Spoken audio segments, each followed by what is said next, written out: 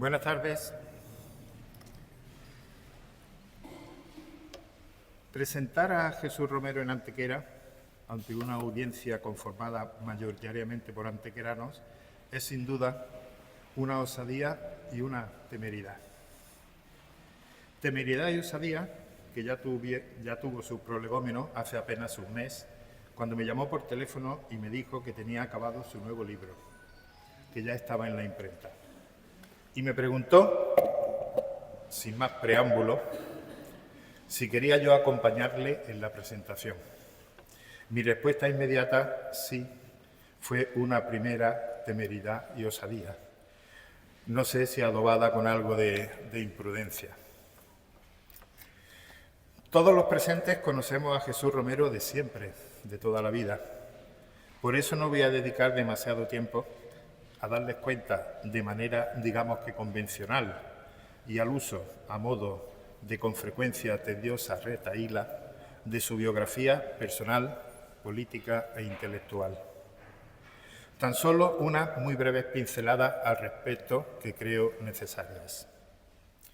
Jesús es licenciado en Geografía e Historia, es autor de numerosas publicaciones, libros, capítulos de libros y artículos, y coordinador de otras diversas obras a través de las cuales ha hecho extraordinarias aportaciones al mayor y mejor conocimiento, con sólida consistencia científica, del patrimonio artístico antequerano. La mayor parte de los libros de Jesús Romero han sido publicados en los últimos 15 años, a partir de aproximadamente 2008, con la única excepción de su casi mítica Guía Artística de Antequera, cuyas dos ediciones llevan fecha de 1981 y 1989. En esta última etapa, en los últimos 3 lustros, han visto a la luz su guía del Museo de las Descalzas, estamos a la puerta casi, y la del Museo de la Ciudad de Antequera. Su estudio sobre el retablo del barroco dentro de la colección Historia del Arte en Málaga, su libro Antequera, Ciudad Monumental, y sus monografías sobre los escultores Andrés de Carvajal y Antonio del Castillo. Con respecto a esta última monografía, la de Antonio del Castillo, escribió José Luis Romero Torres, auténtica autoridad nacional en la materia y prologuista del libro. Repito, estudió que el estudio de Jesús Romero aportaba grandes novedades para el conocimiento de la escultura barroca andaluza de finales del siglo XVII y comienzos del XVIII. Añadía que la monografía de Jesús Romero convertía al hasta entonces enigmático Antonio del Castillo en un escultor clave del barroco andaluz, digno de ser incluido como tal en la historia del arte de nuestra comunidad autónoma. Como editor, coordinador o coautor de otros libros, constan en la bibliografía suya, en estos últimos años, los dedicados al convento de la Magdalena, con motivo de su conversión en hotel, y a la Cofradía de Arriba en su 400 aniversario. Con anterior lo había sido de Antequera, Memoria de una época, el libro de las fotos antiguas de Antequera, como muchas veces le llaman algunos, el de las Clarisas de Antequera al cumplirse los 400 años de su llegada a nuestra ciudad, o el dedicado a la Colegiata de Santa María en su 5º centenario. Y de momento, pues quedamos a la espera de su libro sobre la Iglesia del Carmen, del que esperamos disfrutar a lo largo de 2025. ¿Será posible? Por ahí andamos. Durante 20 años ha sido, primero como concejal y después como alcalde de Antequera, responsable del área de urbanismo y patrimonio de la ciudad. En 2009, siendo director general de Bienes Culturales de la Consejería de Cultura de la Junta de Andalucía, propuso, diseñó y ejecutó el programa Andalucía Barroca, que tan fructífero fue para su Antequera natal. Dicho programa fue merecedor del Premio Nacional de Conservación y Restauración 2009 concedido por el Ministerio de Cultura. Por cierto, creo que es el único antequerano que tiene un premio nacional, junto a José Antonio Muñoz Rojas, que lo obtuvo en 1998, el de poesía.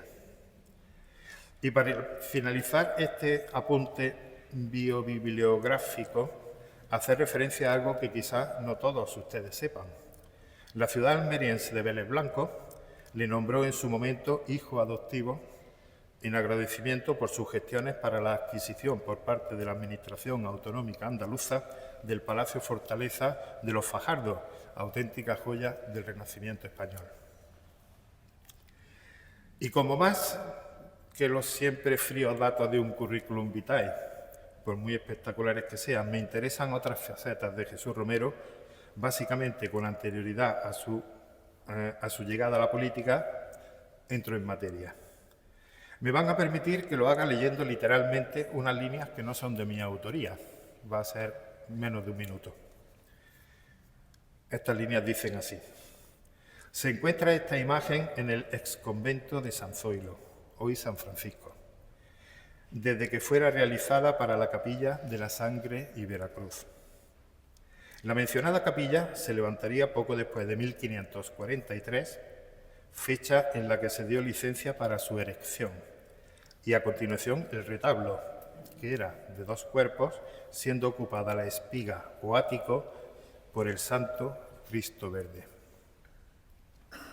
Esto que les he leído es el comienzo de un artículo de carácter histórico-artístico dedicado al Cristo Verde de la Cofradía de los Estudiantes, que apareció hace ya más de medio siglo, nos acercamos a los 55 años, en el Sol de Antequera, concretamente en el especial de Semana Santa de 1971, y que llevaba la firma de quien ustedes se imaginan, de Jesús Romero Benítez. Eran las primeras palabras que ponía negro sobre blanco, fruto de sus estudios e investigaciones y de su acercamiento al riquísimo patrimonio artístico de la ciudad que le había visto nacer en la calle Lucena hacía apenas 17 años. Sí, 17 años. Y con tan temprana edad empezó a codearse de aquel modo con los prebostes de la cultura antequerana del momento en el ámbito concreto de la historia, de la divulgación del pasado de la ciudad. Y es que compartieron páginas con él, o él compartió páginas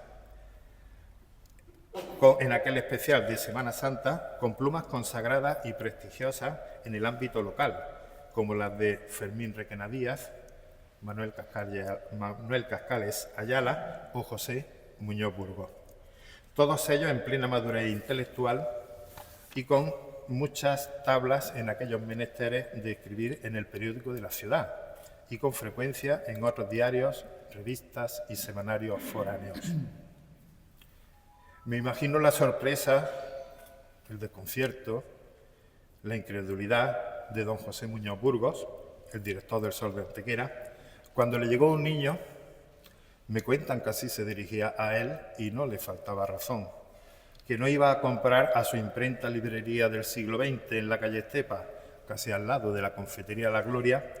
Repito, no iba a comprar estampas del Capitán Trueno o de futbolistas, ni siquiera una novela del prolífico Marcial Lafuente Estefanía, sino que apareció ante él con un trabajo de investigación debajo del brazo por si don José tenía a bien publicárselo en el periódico. Aquel primigenio artículo, como digo, en la Semana Santa del 71, siguieron otros de la misma temática histórico-artística también en el Sol de Antequera, en los inmediatos siguientes años.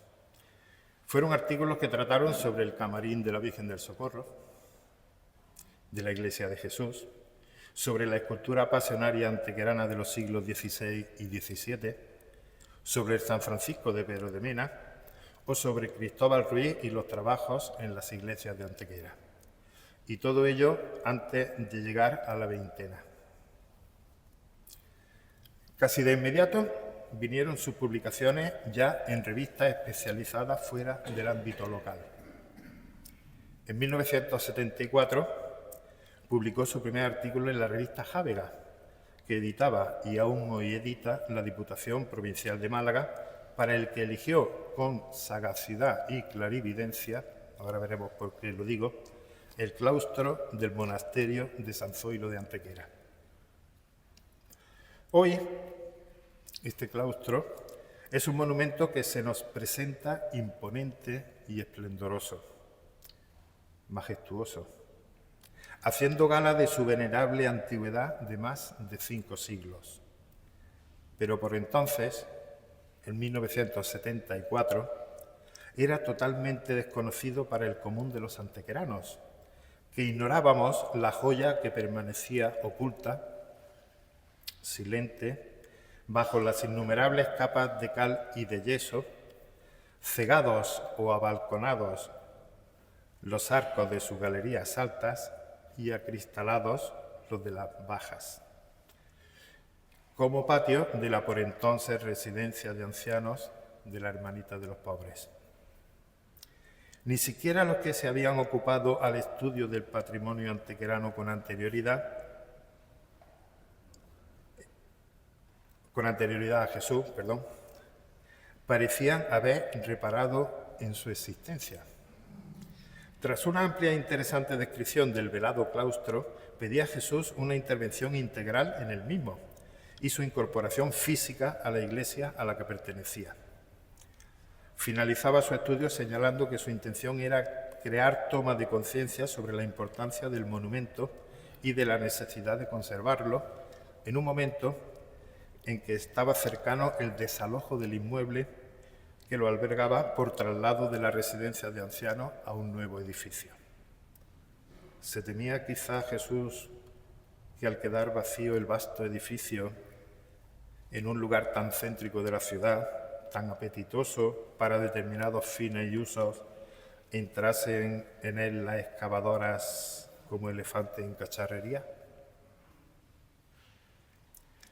Y junto a la difusión de los valores y de los principales elementos del patrimonio artístico antequerano, Jesús Romero levantó con valentía su voz crítica, clara y contundente en la defensa del mismo.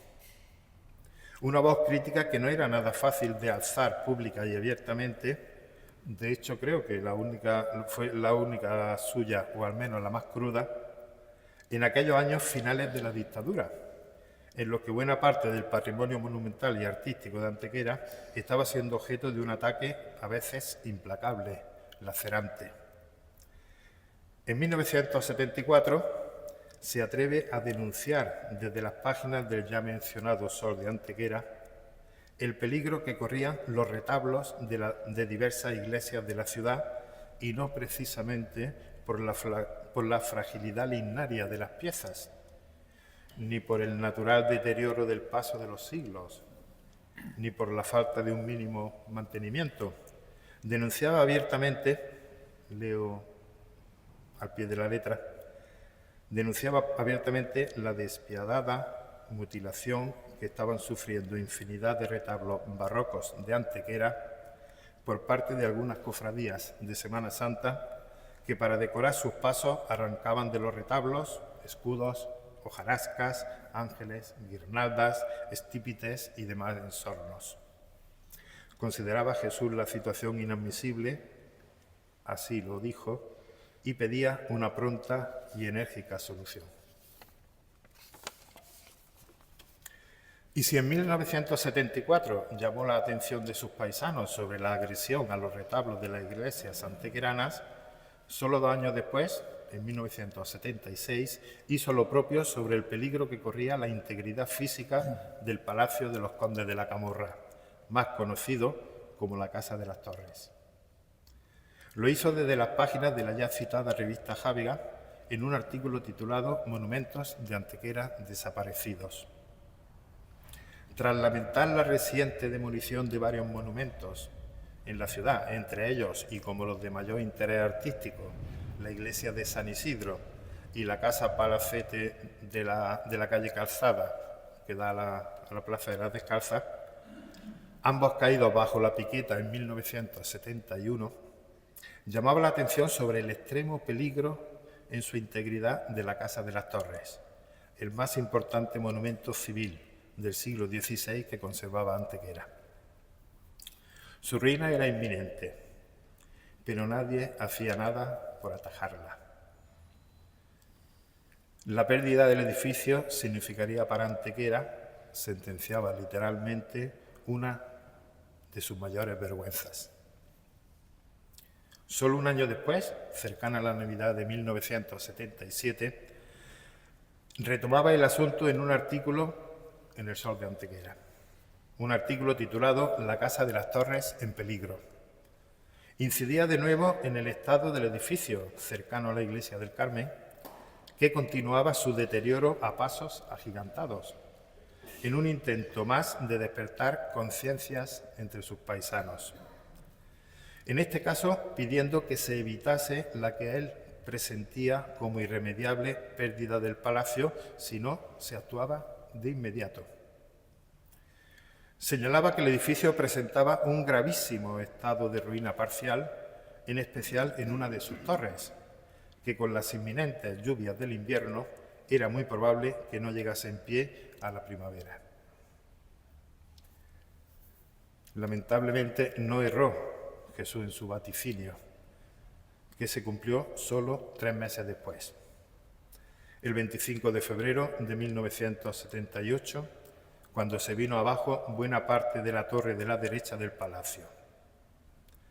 Un año después se demolió el resto del edificio. Seguía Jesús Romero con aquellas llamadas de atención y denuncias, la estela, no sé si conocía por entonces al personaje, de Martín Ansón Rodríguez, quien fuera a principios del siglo XX alcalde de Antequera y organizador y director del primer museo municipal con que contó la ciudad.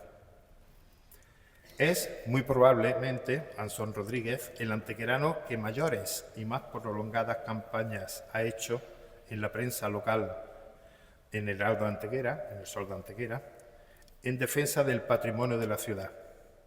En esos inicios del siglo XX, clamó con insistencia y multitud de ocasiones en la prensa antequerana de la época de la necesidad de proteger los monumentos antequeranos, con especial incidencia en la Cueva de Menga y en la iglesia de Santa María. Y pidió con desesperación, casi suplicó, casi rogó, a sus paisanos que despertaran de la modorra que les atenazaba, de la perniciosa indiferencia colectiva que mostraban, y que evitasen que continuara el despojo que estaba sufriendo la ciudad en sus reliquias históricas más queridas, en sus bienes muebles.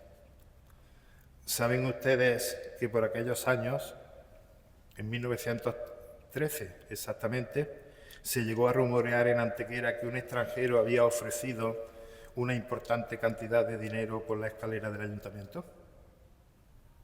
De 30.000 pesetas y de la instalación de una nueva escalera de mármol en su sustitución se habló. Según algunos correveidiles, la oferta del extranjero no había sido rechazada por nuestros municipios, sino que se había pedido una mayor cantidad.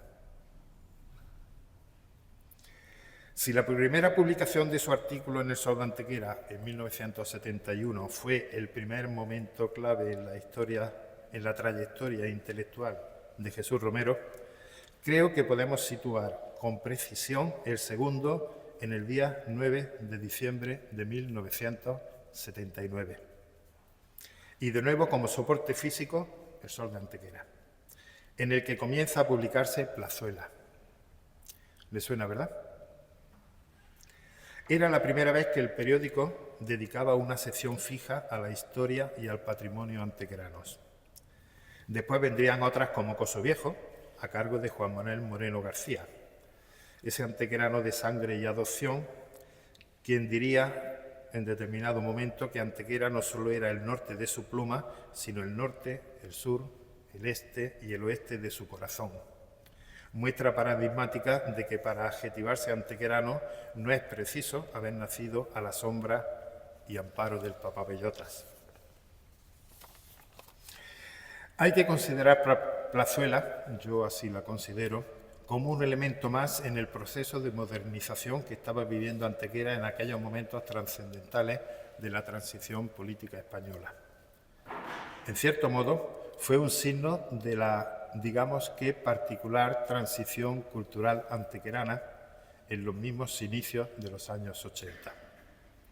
Plazuela trajo aire fresco y renovado a los estudios del pasado de la ciudad y de sus riquezas y bienes matrimoniales de la mano de dos jóvenes historiadores antequeranos que disponían de las herramientas científicas necesarias para el ejercicio de la profesión que disponían tras su paso por la universidad. Antonio Parejo y Jesús Romero. Jesús Romero y Antonio Parejo. Este último que tan pronto se nos fue en el punto álgido de su madurez intelectual, dejando a Antequera, a su cultura y a su historia, tan huérfana de quien estaba dando lo mejor de sí mismo para mejor conocer y entender los entresijos de la densa y rica historia de la ciudad. Fueron en torno a un centenar de entregas de Plazuela a lo largo de 2 años y medio, entre diciembre de 1979 y junio de 1982. Los sólidos artículos de carácter histórico publicados en la sección, de muy amplia variedad temática y cronológica, se vieron complementados con otros en los que desde diferentes perspectivas se trataban muy diversas cuestiones relacionadas con el patrimonio antequerano, con la finalidad expresa de su defensa y protección. Quizá fuera este último aspecto el de mayor interés y trascendencia de Plazuela. Antonio y Jesús dieron cumplida cuenta del estado de los bienes que constituían el patrimonio monumental antequerano y de las actuaciones que por entonces se estaban haciendo o estaban en proyecto sobre el mismo. Periódicamente informaban y opinaban, llegado el caso, sobre las obras de restauración, que en aquellos momentos, en los inicios de los años 80, se estaban llevando a cabo en diversas iglesias como Santa María, San Juan de Dios, San Agustín, el Carmen, San Zoilo, y en otros espacios como el Portichuelo, la Cuesta de San Judas, el Callejón de la Estrella, las plazas de Santa María de los Escribanos e incluso en algunos edificios particulares. Por otro lado, denunciaban los errores urbanísticos que, según su criterio, se estaban cometiendo en las actuaciones en las zonas monumentales de Antequera, en la ciudad alta básicamente, en las que no se estaba respetando como se debía la adecuada ambientación de los espacios históricos. Otro aspecto a destacar de Plazuela fueron las no pocas entrevistas que se realizaron a personajes ligados de algún modo a la investigación histórica o a los procesos de restauración monumental. Entre los entrevistados, César Olano, el arquitecto Víctor Pérez Escolano, el arqueólogo Rafael Atiencia, los encargados de las obras de restauración de Santa María, que estaban en marcha en una de sus fases, miembros del Departamento de Historia de Arte de la Universidad de Málaga o José Perdiguero Recuerda, el maestro picapedrero del Ayuntamiento.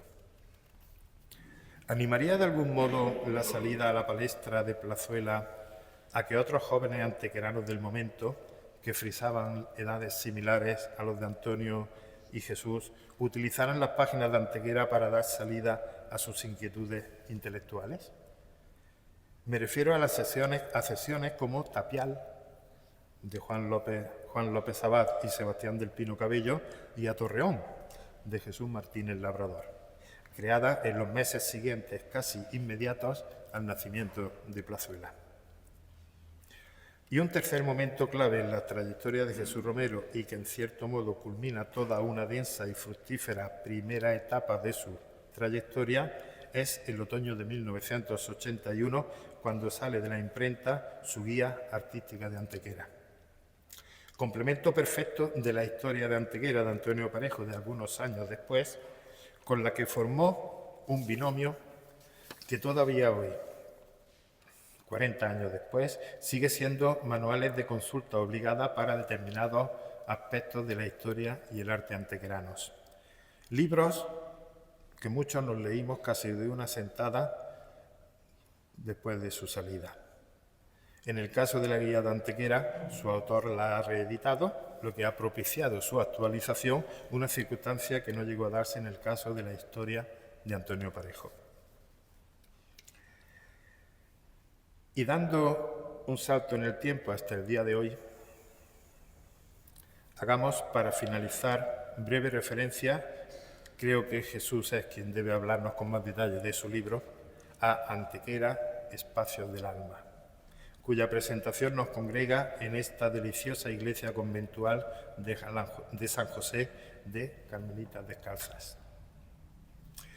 Anexo a este templo, como todos ustedes saben, y supongo que conocen y visitan periódicamente, es así, ¿verdad?, está el recoleto y delicioso Museo Conventual de la Orden en Antequera, que por cierto acaba de cumplir 25 años y que es uno de los 3 espacios museísticos antequeranos, junto al de la Cofradía del Socorro y el actual de la ciudad de Antequera, en cuya puesta en marcha tuvo muy especial protagonismo Jesús Romero y para los que prestó asesoramiento museológico y museográfico. Como no entiendo demasiado en la materia, no sé si Antequera Espacios del Alma se puede catalogar como libro de memorias, aunque sí sé que es un libro en el que desde su primera hasta su última página se hace memoria. Memoria de algunas, las más significativas y las de mayor entidad, de las actuaciones llevadas a cabo durante más de 25 años bajo la responsabilidad y dirección directa de Jesús Romero sobre el conjunto monumental de la ciudad de Antequera. Una intervención que transformó piedra a piedra, y nunca mejor dicho, la Antequera provinciana y quizá todavía algo encorsetada de 1983. La transformó en esta Antequera monumental de hoy, de la que todos nos sentimos tremendamente orgullosos y de la que alardeamos y presumimos ante el más pintado. A modo de académico de la lengua, aunque cambiando las letras por las piedras, lo que hizo Jesús Romero en definitiva fue limpiar, fijar y dar esplendor a Antequera. Lástima que en un momento determinado, hace ya algunos años, Antequera no fuera amable con Jesús Romero. Creo particularmente que uno de los mayores valores y aspectos de interés de Antequera, Espacios del Alma, es, como indica el propio Jesús en la introducción del libro, que deja testimonio directo de multitud de datos y de porqués, de cuándos y de cómo, de anécdotas y de curiosidades que ayudan a entender en su totalidad la obra realizada. Y que sin este libro, sepultados para siempre, los mantendría el cruel Marte. Para que se me entienda mejor lo que quiero decirles, les hago unas preguntas. ¿Saben ustedes por qué el dibujo que conforma el pavimento de la Plaza de Santa María es el que es y no otro? ¿Se han fijado en el dibujo? ¿Saben ustedes cuándo empezó a rondar en la cabeza de Jesús Romero la idea de recuperar el antiguo chapitel del Papavillota que tantas veces había visto en el cuadro de la epidemia y que finalmente se llevaría a cabo en 2002? ¿Saben ustedes a dónde fueron a parar parte de las losetas de los viejos tendidos de la Plaza de Toros? A eso me refería. Por cierto, la respuesta a estas preguntas en la página 12, 100 y 131 del libro. Les aseguro que si visitan ustedes los espacios monumentales incluidos en este libro con un ejemplar bajo el brazo, aunque los conozcan sobradamente, van a descubrir pequeños detalles en los que nunca habían reparado y que le van a ayudar, y mucho, a entender mejor el monumento. Como no podía ser de otra manera, tratándose de una actuación política, la labor de restauración monumental y urbanística de Jesús Romero, ingente, provocó en su momento críticas negativas por determinadas actuaciones como la del Coso Viejo o a posteriori la del empedrado de las calles, alegando que entorpecía y dificultaba el tránsito peatonal. También se le reprochó el actuar con demasiada convicción de lo que hacía, achacándole en consecuencia que era poco receptivo a las ideas, propuestas y sugerencias ajenas. ¿Críticas justas? Quizá hubiese parte de razón en ellas, quizá rivalidad política, que de todo hay en la viña del Señor. De lo que no cabe duda, creo yo, y me consta que muchísimos antequeranos están de acuerdo, es de que en la balanza de aciertos y errores, el descomunal volumen y peso de los primeros, de los aciertos, deja en evidencia y casi ridiculiza la cantidad de los segundos, los errores. Por otro lado, ¿conocen ustedes algún político, y no me refiero, Dios me libre, a la jornada que hoy nos rige, que no haya sido criticada por su labor al frente de la cosa pública? Yo no. Muchas gracias.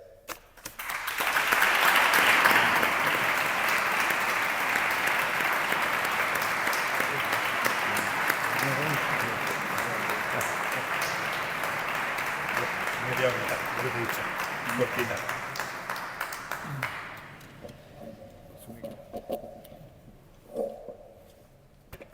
¿Se oye bien? Hasta el fondo, ¿no? De acuerdo. Buenas tardes a todos. Gracias por haber venido a esta presentación. En primer lugar, quiero mostrar mi agradecimiento a mi amigo el historiador Juan Campos Rodríguez por la presentación de este libro, ya que desde el primer momento en que se lo propuse, aceptó el encargo con gran ilusión.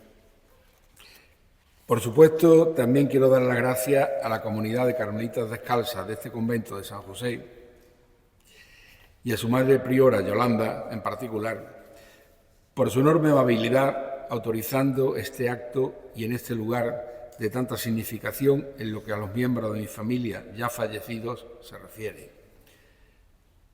Detrás de mí están depositadas las cenizas de casi todos ellos, aunque en mi corazón y en mi memoria siguen tan vivos como el primer día. Y puestos a contemplar el capítulo de gracias, a completar, tal como hago en la introducción del libro, debo citar a Antonio José Guerrero Clavijo, el amigo curro y director del Sol de Antequera, que tuvo la enorme valentía de ir publicando la mayoría de los artículos que ahora son capítulos de este volumen. También debo expresar mi agradecimiento a Pablo Mañas Gallego, que hoy nos acompaña, por cierto, que ha maquetado este libro y ha tenido la santa y franciscana paciencia de atender mis innumerables indicaciones. Y, por supuesto, a Rafael Ruiz de la Linde por la publicación del mismo a través de Chapitel Conservación y Restauración SLU, una empresa que también incluye en su objeto social la edición de libros. Y llegados a este punto me toca citar, aunque sea de manera casi telegráfica, los nombres de los fotógrafos que enriquecen con su obra las páginas de esta publicación. Ya adelanto que son muchas las fotos que incorporan en el libro. Y la lista es larga. Paco Durán, Ángel Guerrero Padre, Antonio José Guerrero, Antonio Parejo, Alfredo Sotelo, Raúl Pérez, Juan Bautista Fernández, Eduardo Nieto, Juan Moreno, Agustín Flores, Pedro Pacheco, Miguel Ángel Varo, Juan Félix Luque y Rafael Ruiz. También citaré los archivos fotográficos de Rodrigo Amador de los Ríos, Narciso Díaz de Escobar, Leopoldo Torres Balbás, Juan Temburi o Gonzalo Ruiz. Sin la aportación de todos ellos, este libro no sería el mismo, ni creo que tuviera sentido. También tengo que decir que todo lo que aquí se relata relativo a la recuperación y restauración del patrimonio histórico de la ciudad tampoco hubiera sido posible sin el trabajo de tantos profesionales de la arquitectura, de la restauración artística o de los oficios artesanales. En este sentido, recordar nombres y no olvidarme de algunos es casi imposible. Pero en todo caso no puedo dejar de nombrar a los arquitectos Pedro Pacheco, Félix Jiménez, Sebastián del Pino, Ricardo Alario, Antonio Villalón o Marco Sánchez, entre otros. O los aparejadores municipales Manuel León de las Heras o Manuel Cruz Sánchez, los Manolos, a los que tanto debe el casco histórico de Antequera que hoy disfrutamos. Y puestos a nombrar, no me quiero dejar atrás al delineante Carlos Madrona Sánchez, que durante años llegó a especializarse en saber interpretar los garabatos o rasguños que salían de mis manos. Para rehabilitar tantos monumentos antiguos como tesoro de nuestra ciudad, siempre fue necesario un buen equipo de maestros de la cantería. A ellos les gustaba que les llamaran picapedreros. Así que citaremos a los artesanos José Perdiguero Recuerda, Francisco Godoy Perdiguero, Miguel Perdiguero de la Vega, todos de la misma saga, Juan Ruiz Patricio o el magnífico escultor Antonio García Herrero, unos profesionales que entonces hacían verdaderas obras de arte. Entre los oficiales de la albañilería, como fueron tantos a lo largo de tantos años, solo citaré uno, Serafín Lebrón Muñoz, al que sus compañeros de oficio le llamaban el MacGyver, por sus múltiples habilidades en el oficio. A quienes tenemos una cierta edad esto nos suena, a otros no. Y entre los artesanos de la herrería, 3 nombres: Antonio Ruiz Elpicia, Rafael Cañamas y Francisco Escobar.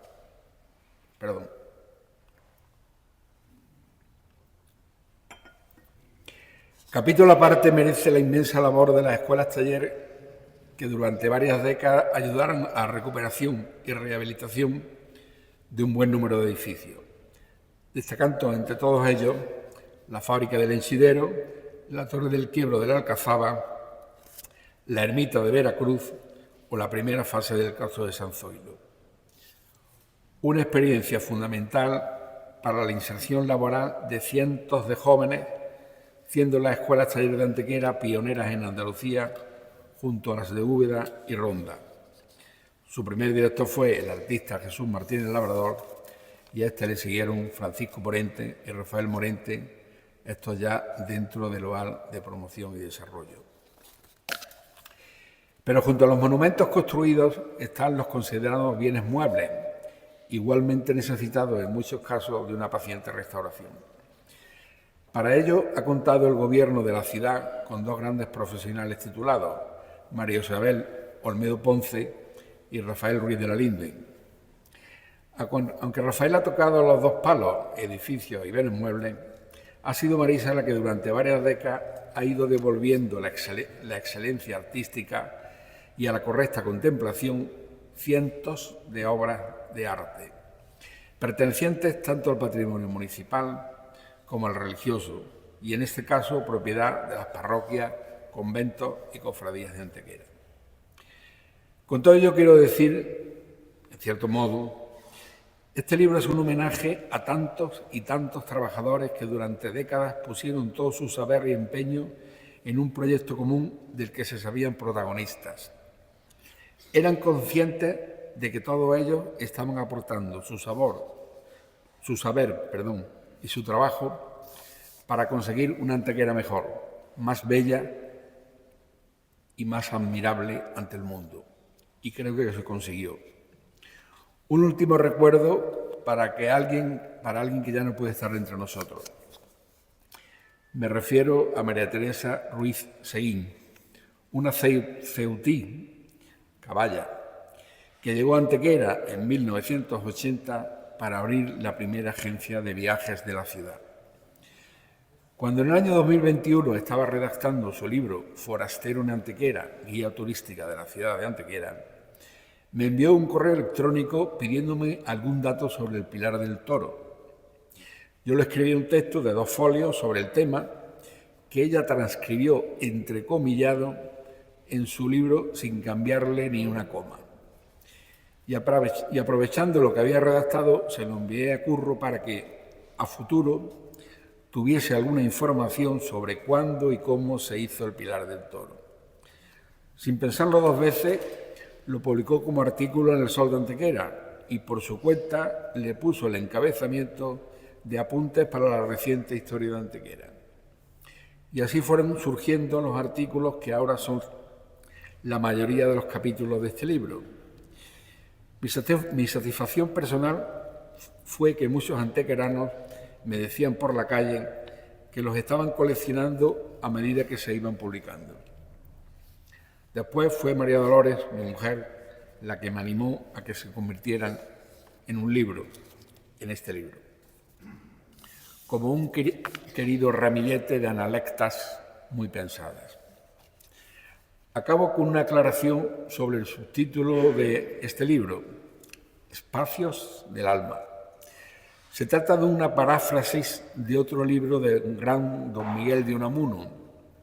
El suyo se titulaba Paisajes del alma, pero en el que hoy se presenta, además de paisajes, también hay espacios diversos, añoranzas y muchos recuerdos de gran parte de mi vida. Un libro que he ido construyendo a partir de cientos de fotografías que conservo sobre el patrimonio histórico de Antequera, la mayoría hechas por mí, con su localización y fecha, así como de las agendas de aquellos años con anotaciones aclaratorias de igual tema. Con todo ello y con una memoria razonablemente buena hasta el día de hoy, he podido hilvanar las páginas que espero sean del agrado de ustedes y para que además en el futuro sirvan de fuente de información para historiadores o simples curiosos de los temas locales. Una última aclaración en cuanto a la intendencia de este acto. El beneficio de los libros que se venderán al final del mismo irá en parte, 10 euros por ejemplar, para ayudar a las monjas carmelitas en el mantenimiento del Museo Conventual, que como sabéis, y ya ha referido Juan, este año 2024 cumple los 25 años de su inauguración.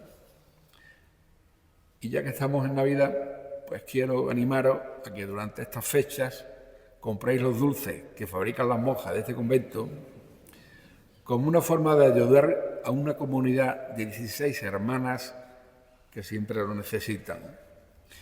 Unas exquisiteces gastronómicas en vuestras mesas os harán sentir el sabor ancestral de una tradición de siglos en la Navidad más antequerana. Y también os invito a que visitéis en estos días el maravilloso Belén de las Descalzas, instalado de manera permanente en la sala del nacimiento de este museo conventual que se encuentra en una sala de arriba. Y nada más. Muchas gracias a todos por vuestra presencia.